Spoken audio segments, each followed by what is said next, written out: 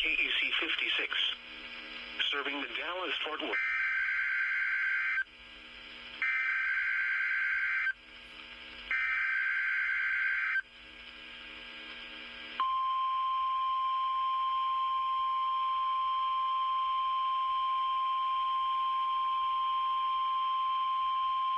The National Weather Service has issued Tornado Watch number 3, effective until 9 p.m. Central Standard Time.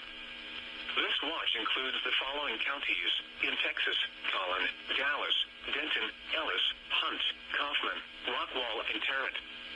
Remember, a tornado watch means the conditions are favorable for the development of severe weather, including tornadoes, large hail, and damaging winds in and close to the watch area. While severe weather may not be imminent, persons should remain alert for rapidly changing weather conditions and listen for later statements and possible warnings.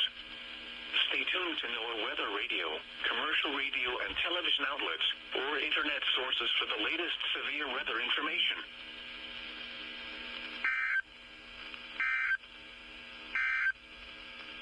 The current